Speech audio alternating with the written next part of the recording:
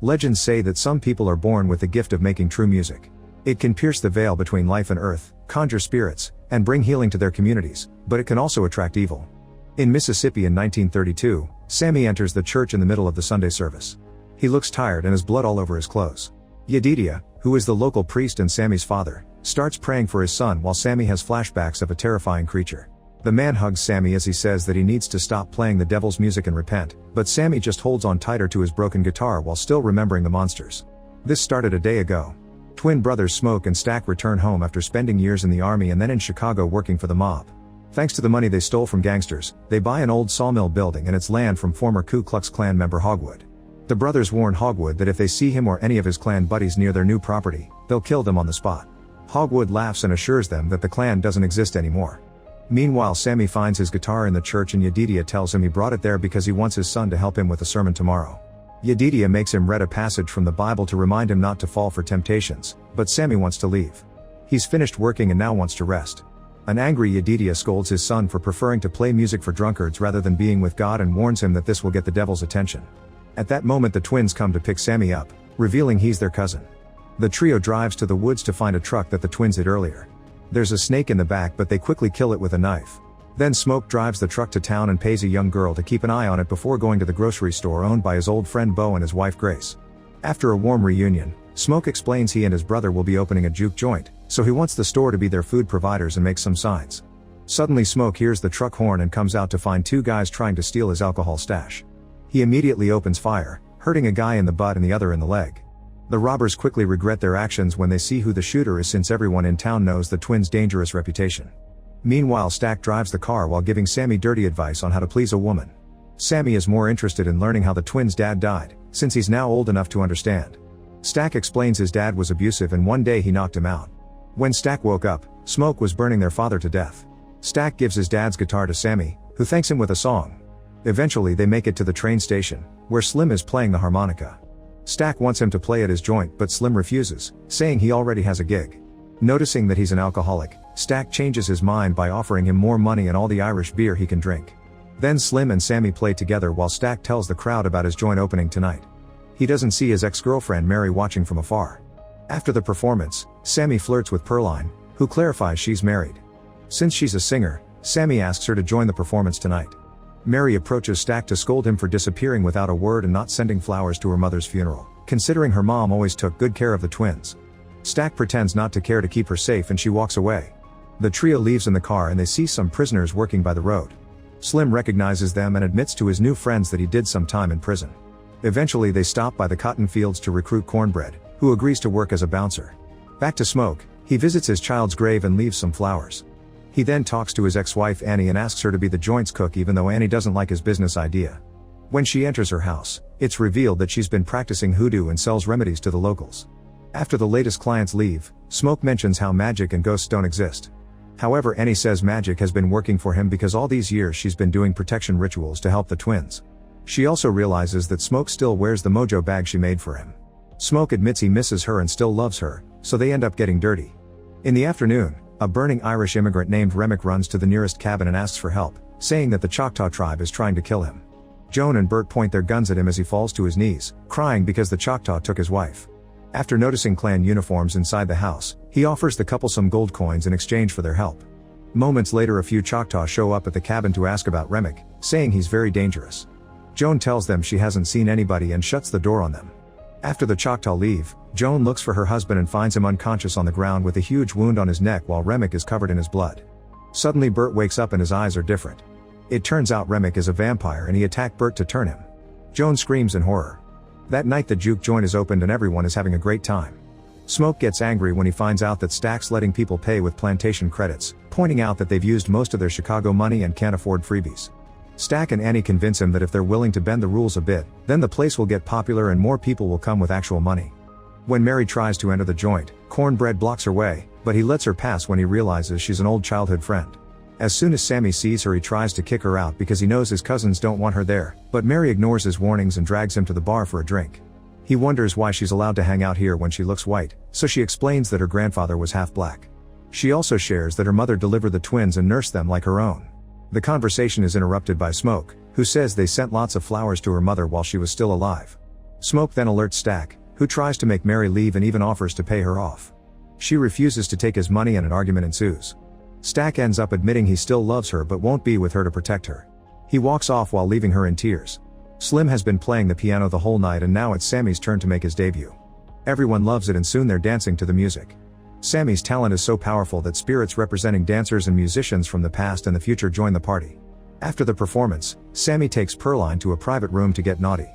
The music has also gotten the attention of Remick, Bert, and Joan, who is a vampire too now. When they try to go inside, Cornbread blocks them and soon the twins come over to see what's happening. Remick says they're just musicians looking for a place to play and they share a song, but the twins think it's not the kind of music for a juke joint. Then Remick offers to pay, so the twins have to explain that they don't allow white people, causing the trio to leave. Afterward, Smoke tells Sammy he should stay at home and play church music because it's safer, even threatening him with his gun when Sammy says he'll leave the plantation to find a better life. However, Sammy is determined and Smoke has to put his gun away. Meanwhile, Stack admits to Mary that they're losing money because everyone has paid with plantation credits. Mary thinks she should go after the three musicians to check if they truly had cash and Stack lends her a gun. She finds them singing near the building and Remick shows her his strange gold coins, saying they're from a different place and time. They start talking about life and feelings and for a moment Mary thinks they're alright. However, Remick's eyes start glowing red, so Mary takes out the gun and walks away from them. She tells them to leave and when she tries to go back to the joint, Remick jumps. Moments later, Cornbread needs a toilet break, so he leaves Slim watching the door. While peeing in the woods, Cornbread hears someone whispering his name. Mary returns to the juke joint just in time to watch Pearline perform with Sammy. She gives Stack some gold coins and kisses him. Stack quickly pulls back but Mary convinces him to go to a private room to get naughty. The kisses keep Stack so distracted that he doesn't see the wound on her shoulder. At the same time, Smoke runs to the gambling room because a man has gotten violent, using a blade to cut other players. He tries to attack Smoke, who easily overpowers him and holds him at gunpoint. When they check his pockets, they find loaded dice. The other players proceed to beat the cheater up and Smoke sends Sammy to find Stack so they can handle the situation together. When Sammy opens the door, he sees the couple getting busy, so he goes back to Smoke to tell him he isn't interrupting. An annoyed Smoke goes to get his brother himself and notices that Cornbread isn't at the front door. Slim agrees that Cornbread's peeing is taking too long. Then Smoke finally opens the side door only to find Vampire Mary biting Stack. Smoke immediately shoots her with both his guns, but she easily recovers and announces that everyone will get killed before running away. Afterward, Smoke tries to help Stack, but his wound is too deep and he dies in his brother's arms. While Slim kicks all the guests out, Annie tells Smoke that they should leave the body outside and lock all doors, but he refuses. Instead, they lock the body in the side room. At that moment, Cornbread comes back and asks for permission to enter the building. Annie gets suspicious and when he refuses to explain why he needs an invitation, she accuses him of being a vampire. Cornbread gets offended and asks for his money before leaving, but when Smoke is about to pay him, Cornbread shows his vampire face and pulls him out, ready to bite. Smoke immediately shoots him in the face, but it does nothing. When Cornbread tries to attack again, Smoke runs back inside and they lock the door. At that moment, Stack knocks on the side room's door and stabs it with his knife to make a hole. Stack swears he's fine, but Annie reminds Smoke that Stack died, so this creature isn't his brother anymore. Suddenly, Stack breaks down the door, tackling Sammy in the process. Annie throws pickled garlic juice at his face, hurting him so badly that he runs away. While Smoke helps Sammy, Grace says she wants to find her husband, who went out to get the car. However, Annie convinces her to stay inside until sunrise. Then she tells the group all about vampire lore so they can get weapons ready. These creatures can only be killed by garlic, wooden stakes, holy water, silver, and the sun. They start filling jars with garlic and sharpening chair legs to transform them into stakes, while Sammy wonders if their music did this. In private, Annie makes Smoke promise that he'll free her if she turns. Afterward, the group finds a dead guest in the back room. Sammy and Smoke drag the body out of the building and discover that Remick has turned lots of people, who are now dancing and playing instruments around him while he sings. The duo rushes back inside and Annie makes everyone eat garlic to prove they're still human. When Pearline complains, Smoke threatens her with his gun to force her to eat too.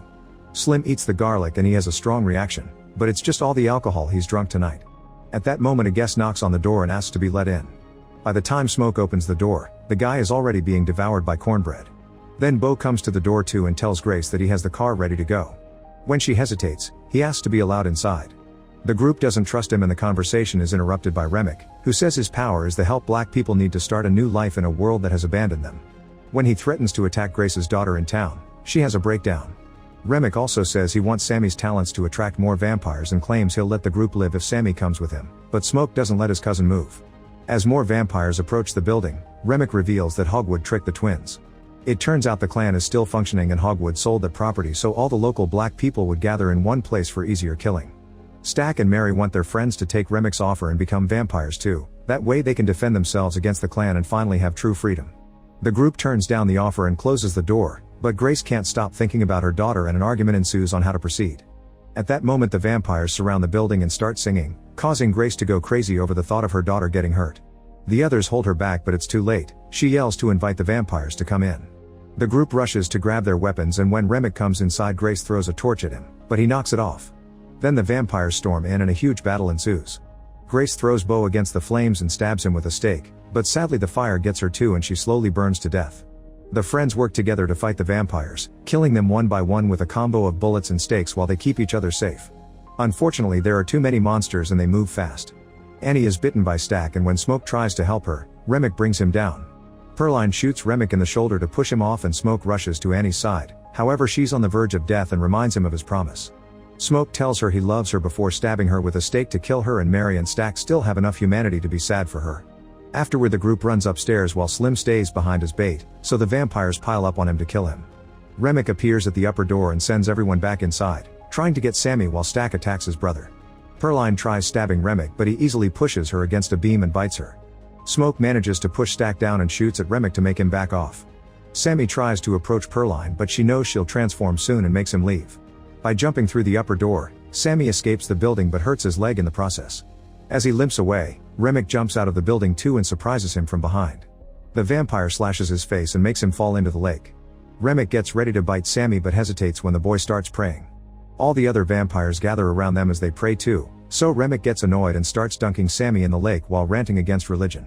In the building, the twins continue to fight. Both are very stubborn and refuse to give up. Eventually Stack manages to tackle Smoke to the ground but when he tries to bite him, he can't do it. Smoke uses the chance to take over and grabs a stake as he apologizes to Stack for not protecting him, freezing when Stack asks him not to be sorry. At the lake, Sammy uses the distraction to grab his guitar and break it on Remic's head, which makes all the vampires squirm in pain. After removing the guitar piece from his head Remic gets ready to attack again, only to suddenly be stabbed with a stake by Smoke. At that moment the sun rises and all the vampires slowly burn to death. Remic is the last one to go in a small tornado of flames. Afterward Smoke makes Sammy leave in his car before the clan shows up. While Sammy arrives at the church, Smoke gathers all the guns he can find. Soon Hogwood shows up with a bunch of clan men, only to find the doors locked. Smoke opens fire from the woods, killing half of the group before he comes out to keep on shooting. The clan fires back, hurting him in the stomach. Two men try to escape on a truck but Smoke throws a grenade at them and the truck explodes. The only one left is Hogwood and Smoke takes a cigarette from him while hallucinating that his wife and kid are nearby. Then Hogwood offers some money, so Smoke shoots him to death. He dies at the same time and reunites with his family. At the church, Sammy refuses to drop his guitar. He tells his father he's not giving up music and leaves Mississippi to go north. Many years later, an elderly Sammy still plays in clubs. One night he's visited by Mary and Stack, who explains that Smoke couldn't kill them and let them go in exchange for never touching Sammy. The couple can tell Sammy doesn't have much time left and offer to turn him so he can keep making music. Sammy turns them down because he's had enough of the world, but he agrees to play one last song for them. He admits that the performance before the fight was the best day of his life and Stack agrees, saying it was the last time he saw the sun, the last time he spent with his brother, and the last time he felt free. Make sure to subscribe and turn on notifications so you can watch more videos like this. Thanks for watching.